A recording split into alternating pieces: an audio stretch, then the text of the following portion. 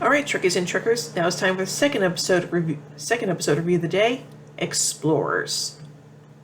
Dr. Bashir sits on Quark's reading a pad as a dapple girl, Lita, approaches him to solicit his help in treating her cough. The two flirt and he orders him a finale and toddy, but Dax interrupts to inform him that an old colleague, Elizabeth Lentz, will be arriving at Deep Space Nine on the USS Lexington in 3 weeks. Bashir is visibly apprehensive. During his time at Starfleet Medical Academy, he was a class salutatorian rather than valedictorian, an honor which went to Lentz, due to him mistaking a pre-ganglionic fiber for a post-ganglionic nerve. Meanwhile, Sisko is from Bajor after attending the opening of the library and greets Jake in their quarters.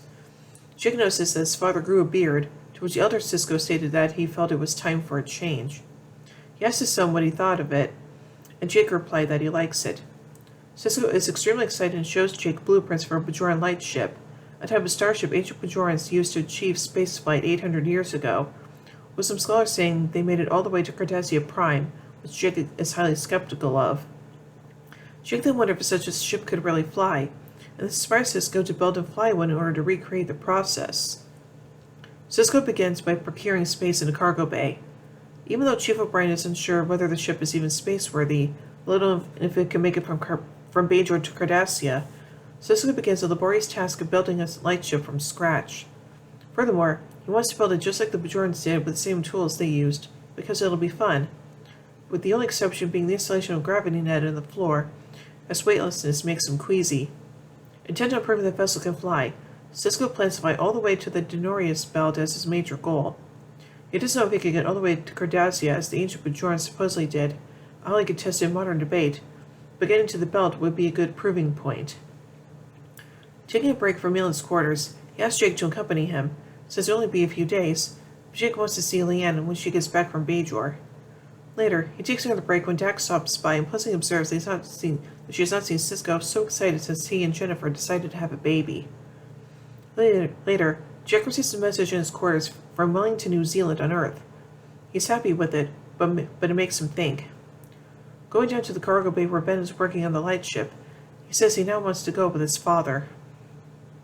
At the Replimat, Bashir is preparing for Lentz's arrival by reviewing several medical texts on a pad. Dropping by, Dax asks why they are competitive when they both got the positions they wanted. Bashir, however, says regardless, he will always feel second best. Sisko prepares to leave when Gul Dukat calls him in his office to warn him not to attempt the journey after hearing about it, as light ships are fragile and it's a long way to the Denorius belt at sublight speeds. Despite his overt concern for Sisko's safety, noting possible Maquis trouble, Dukat is obviously of the opinion that these light ships could not have made the trip to Cardassia. Sisko is positive the Maquis have no motive either way on this, and he's prepared emergency procedures.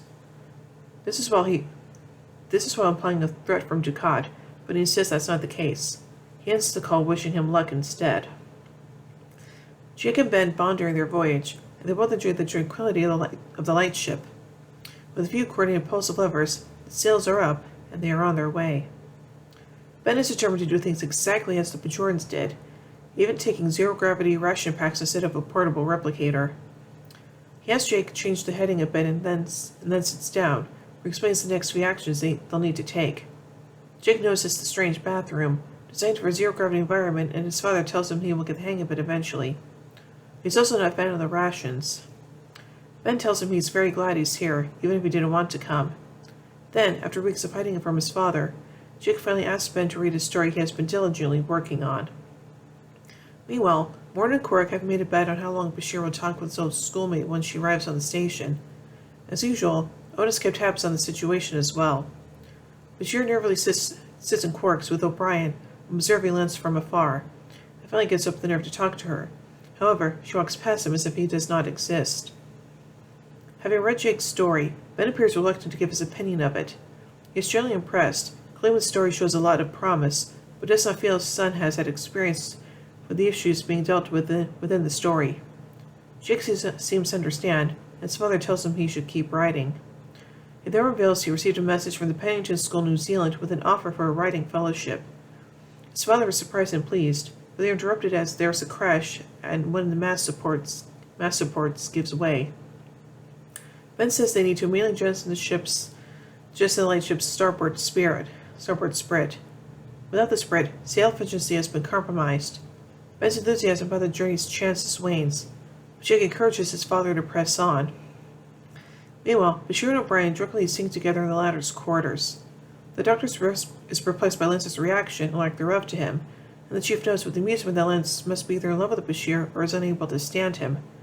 As O'Brien observes, Bashir is not an in-between kind of guy. O'Brien encourages him to ask her himself in the morning when they are considerably less drunk. Back on the lightship, Jake informs his father he decided to defer admission for a year. The elder Sisko then relates a story about when he left home for Starfleet Academy. For the first week, he transferred home to New Orleans for dinner every night because he was homesick, but Jake claims he does not want to leave Ben alone. Jake turns the conversation to encourage his father to date again, and says he knows someone who is interested in meeting Ben. The conversation is interrupted as the ship rocks suddenly. The port mainsail breaks off as they accelerate quickly, and to Ben's astonishment, go to warp for several minutes. Ben doesn't know how the ship got to warp, but they need to stop the ship. They do so successfully and check the map. There were no spatial anomalies, but when Jake points out the tachyon eddies, Ben realizes that, while a regular starship is not affected by tachyon eddies, a Bajoran lightship is different due to its solar sails. Since the surface area is much greater relative to its mass, and as tachyons travel faster than light, it's possible that their impact on the sails somehow pull the ship to warp, and probably far off course. This new information for ancient Bajoran space travel doesn't do them much good for the current situation. Main power is offline, the voltage along the port mainsail, leaving on the starboard mainsail and port spread, and the sextant had fallen to the deck during the warp jump and smashed to pieces, without which Ben can't determine their location or heading. Although they were less than a day from the goal of reaching the Denorius belt, Ben decides they have no choice but to call the station for pickup with the emergency comm unit he brought, but doesn't get an answer. As it's not damaged, Ben believes they could be so far out that the signal hasn't yet reached Deep Space Nine. Next day, Bashir gets up the courage to confront Lance, who shows no sign of recognition. He discovers that, while on New Year's party of a mutual friend in 2367, Lance was mistakenly informed that Bashir was an Andorian. Bashir explains that he attended the party with his friend Arid, who was an Andorian. Once the two begin talking, Lance confesses how bored she has been aboard the Lexington, as it turned out to be more of a charting expedition for her, and she claims she envies Bashir's opportunity to work on long-term projects. Bashir invites her to examine some of his latest results at the infirmary, which she's more than eager to see. On the second level directly above them, Cork informs Morn that he has won their bet and Morn pays up. With nothing better to do, the Siskos discuss the one to whom Jake wants to introduce Ben to. She's a freighter captain named Cassidy Yates, and Ben agrees to meet her on the condition that Jake agrees not to base his decision about going to Pennington on how their date turns out. He confesses that he decided to stay aboard DS9 not just for his father, but because the station will prove an excellent source of the kind of experience Ben noted that he needs to be a truly great rider. Their conversations interrupt as 3 Cardassian warships arrive, headed by Dukat, and calls on the comm unit to congratulate them on having just entered the Cardassian system, thereby proving that the idea of the ancient Bajoran sailing there was possible. The Tachyon eddy allowed the ship to get past the Denorius belt, presumably how the ancient Bajoran successfully met the Cardassians so many centuries earlier. Coincidentally, which Ben strongly doubts, the Cardassian Central Command has announced the delivery of an ancient crash site on Cardassia that archaeologists believe contains the remnants of a Bajoran lightship, proving the story about ancient first contact to be true. The Cardassian ship set off fireworks around their ships in recognition of this momentous event. Nice. Alright, so now let's take a look at some trivia surrounding this episode. Actor Andrew Robinson cited Dukat's territorialism in this episode as an example of how the Cardassians represented the reptilian portion of the human brain, with Robinson stating, quote, Gul Dukat's whole thing is, well, where are you going? And he's trying to discourage them. It's all about territoriality. When the Star Trek customizable card game released its Energized set in 2003, several pairs of starships and their matching commanders were released as a promotion to commemorate the 10th anniversary of the game's launch. One such pair was Benjamin Sisko's Shipwright, and the ship's theme this episode, which was given the name Baraka.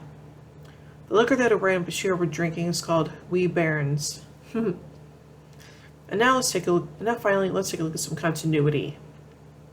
Cassidy hates suspension for the first time, although she does not appear until family business. Benjamin Sisko sports a goatee for the first time. He keeps it throughout the series, though its look changes in subsequent episodes. An additional touch, shaving his head, first appears in the season 4 opener, The Way of the Warrior, and he also keeps his head bald for the rest of the series. The awkward moment between O'Brien and Bashir marks the beginning of a running joke about the chief's love for his best friend. A later example is Hippocratic Oath, in which he finds himself agreeing completely with Bashir's analysis of the fight he has had with Keiko, and stops short of saying he wishes Keiko was a man, much to the Doctor's amusement. Another situation comes up in Extreme Measures, where Brian refuses to admit that he likes Bashir more than Keiko. This episode contains the second hint of Jake's literary talents. It was revealed in The Abandoned that he wrote romantic love poetry. Here, he is revealed to compose a short story about the Maquis. Interesting. So I think this episode is pretty dang good, and I do like the fact that Ben and Jake get to have some father-son bonding time. So, yeah, that's actually really nice. So overall, I give Explorers 4 warp cores out of 5. Anyway, tune in as we take a look at the next episode, Family Business. So, until then, live long and prosper, everybody.